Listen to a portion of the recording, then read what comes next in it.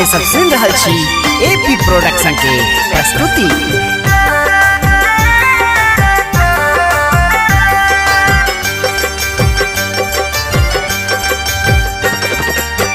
मैया वरदानी छै माई कल्याणी छै, मैया वरदानी छै माई कल्याणी छै। पढ़ देखू गीता पुरानी में, जकरा माथा पर हाथ रखे बुढ़िया आगी लगाबै ओ पानी में। जकरा माथा पर में हाथ रखे बुढ़िया आगी लगाबै ओ पानी में।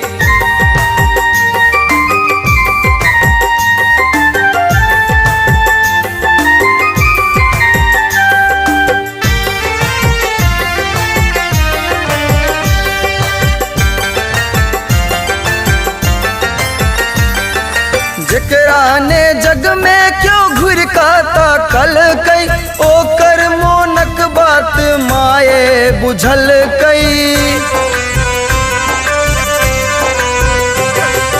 जकरा ने जग में क्यों घुर का कल कई, ओकर मोनक बात माए बुझल कई।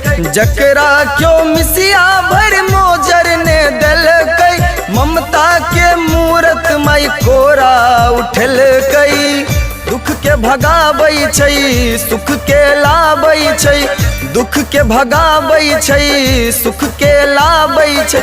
सुनै छी खिस्सा कहानी में, जकरा माथा पर हाथ रखै बुढ़िया आगी लगाबै ओ पानी में।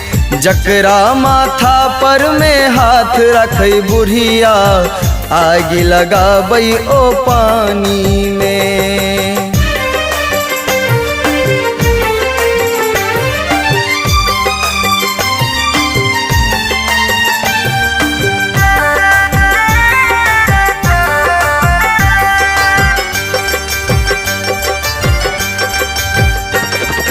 चलै चलू सब मैया दुआरी, अपन मोनक बात हुनके सुनाबी। चलै चलू सब मैया दुआरी, अपन मोनक बात हुनके सुनाबी। मैया सरस्वती नीक बुद्धि देती, शेर पर सवार माई दुख हरि लेती। कहियो ने खसै छै माई जो ताकै छै, कहियो ने खसै छै माई जो ताकै छै। हटै ने पाछा तूफानी में, जकरा माथा पर हाथ रखे बुढ़िया आगी लगाबै ओ पानी में। जकरा माथा पर में हाथ रखे बुढ़िया आगी लगाबै ओ पानी में। मैया वरदानी छै माई कल्याणी छै, मैया वरदानी छै माई कल्याणी छै। पढ़ देखू गीता पुरानी में, जकरा माथा पर हाथ रखे बुढ़िया आगी लगाबै ओ पानी में। जकरा माथा पर में हाथ रखे बुढ़िया आगी लगाबै ओ पानी में।